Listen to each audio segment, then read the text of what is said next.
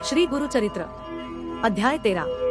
प्रयाग येथे माधवाला दीक्षा देऊन नंतर तीर्थयात्रा करीत श्री गुरु कारंजगावाला परत आले। त्यावेळी त्याचे आई वडील, चारही भाऊ व बहीण त्यांना भेटायला आली। गावातील सर्व नागरिक त्यांच्या दर्शनासाठी जमले। सर्वांना खूप आनंद झाला। श्री गुरूंना त्याचे आई वडील आमचा उद्धार करा असे म्हणू लागले। तेव्हा पुत्राने संन्यास घेतल्यास 42 पिढ्यांचा उद्धार होतो।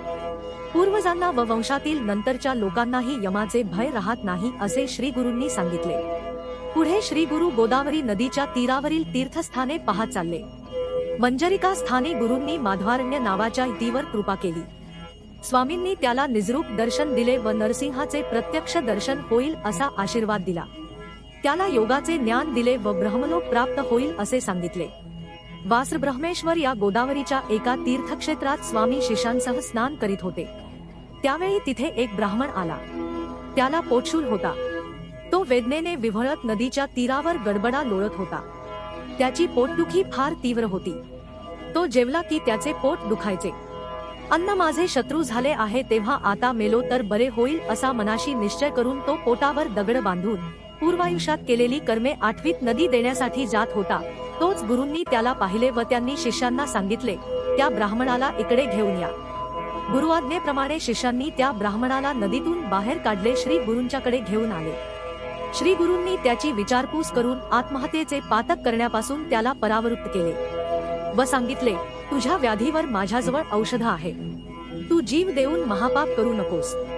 मी तुला औषध देऊन या व्याधीतून मुक्त करतो। तेवढ्यात सायनदेव नावाचा एक ग्रामाधिकारी ब्राह्मण तेथे आला। तेव्हा श्री गुरु सायनदेवाला म्हणाले, मी याला औषध देतो। याला अनरसे व उडदाचे अन्न, दुधाची खीर खायला घाल। त्यामुळे त्याचे दुखणे समूळ नष्ट होईल। याला लवकर घरी घेऊन जा। तेव्हा गुरुवचनाचा स्वीकार करून त्यांच्या पाया पडून सायनदेव त्यांना म्हणाला, आपणही भिक्षेसाठी माझ्याकडे यावे। गुरूंनी त्याच्या आमंत्रणाचा स्वीकार केला। जाखाई नावाची त्या सायनदेवाची पतिव्रता पत्नी होती। त्या दोघांनी गुरूंची षोडशोपचारे पूजा केली। त्याने मनःपूर्वक भोजन पात्रे मांडली। अनेक प्रकारची पक्वाने, अनारसे, उडदाचे पदार्थ, अष्टविध पक्वाने साखरेसह वाढली। श्री गुरु आनंदाने भोजन करू लागले। त्या पोटशूळ असलेल्या ब्राह्मणाने मनापासून भोजन केले। श्री गुरूंच्या कृपादृष्टीने त्याची व्याधी गेली। ज्या ब्राह्मणाचे अन्नाशी शत्रुत्व होते तेच अन्न गुरुकृपेमुळे त्याला औषध ठरले व त्याचे दुखणे गेले। ज्याच्यावर गुरुकृपा होते त्याचे जन्मांतरीचेही दोष जातात।